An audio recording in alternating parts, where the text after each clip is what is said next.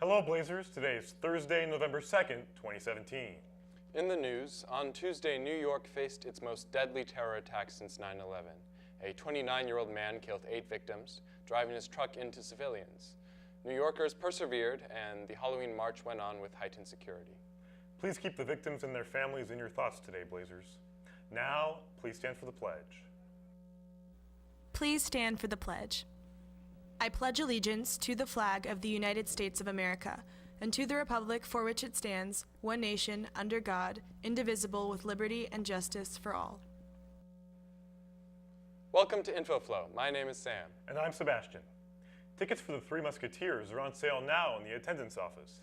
They're $7 for students and $10 for adults. Get yours before they sell out. Attention juniors and seniors. Do you want more information about preparing for college and receiving financial aid? You should come to the Fall College and Career Fair at Bohr Park Center on November 7th from 10 a.m. to 1 p.m. Admission is free. For more information, talk to your counselor and get a permission slip. The Asian Lit Club will be reading Persepolis by Marjane Satrapi this month.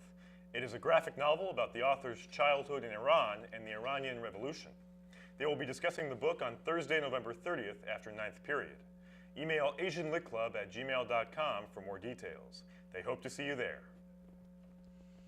Black Cap merchandise is now available. The first 30 items are selling for $5 off.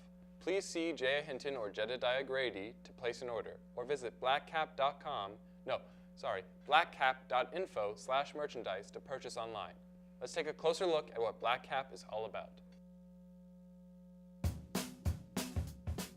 The mission of Black Cap is to create a safe space for students of color in the magnet programs at Blair and all around Montgomery County. It's to make us feel like we're included and that we don't feel that like we don't belong. I think it's important to realize that because we're called Black Cap does not mean that we're exclusive to just Black people. Anyone that feels like they're a minority based on their race, we kind of allow them to come in and have the chance to sit down and talk with us. I like the appeal of just having discussions and having a different place where I could go and talk to other students like me. I think that's very valid and very important, and if that is making you uncomfortable, then chances are he's going to do it again at some point, and it will make you and potentially other people uncomfortable. Instead of just the initial reaction, which might be lashing out, we are able to create different things that we can do instead of that. We just felt it was time for a change. We thought that, specifically with the students, we thought that a lot of what they were doing was insensitive. We kind of had to really work for it and prove that we were here to stay and prove that we're here to make changes.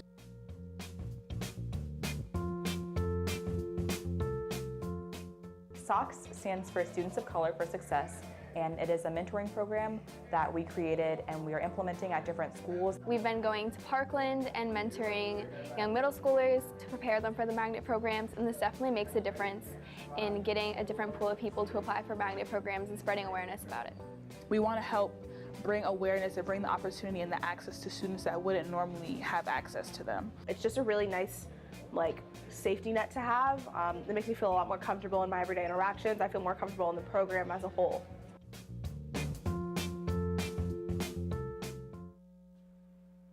Now let's look at a recap of the girls' volleyball season.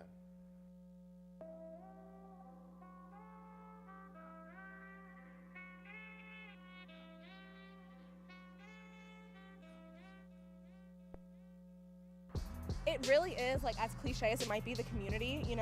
We have, even the people who haven't been playing for a long time, we're all very open and welcoming people. Being able to make friends instantly, and having all these people who would just run up to you and say hi and help you out, whether they played your position or not, but just if they saw something that was wrong, their willingness to help and everything made for a really strong community, and you see people improving so fast because of it. As a team, everyone's improved a lot. Individually, everyone has been building their skills and they've grown a lot together. But I think as a whole, our performance hasn't really reflected our team's improvement. But I think we'll do well in playoffs. In regards to the injuries, I think for most of our games so far, except for maybe the last 4, we had at least 2 people injured or sick for some reason during the game. So it's just a lot of quick thinking by our coach. Our coaches did a really good job in making sure that we were all still playing to our strengths, making sure that a lot of our hitters especially were able to play in more than just one spot. It's helped us make a lot of quick changes. and it's helped the season go by a lot more smoothly than it otherwise would have with the ridiculous amount of injuries and sickness we had this season. A lot of what we do is just kind of making sure that we're staying on track, or even if we take a second and we're rolling on the ground laughing, we can get back up and kind of get back into it. So there's just a lot of making sure everyone's happy and positive, but also on track. We moved up a conference, so our teams got a lot harder, but I think that we fought back really hard, so we've come a long way and we've got further to go. We're the greatest Blair sports team there is. Yeah.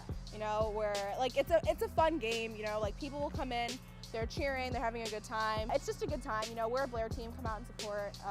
We always play better when we have a big crowd. You know, and it's just fun.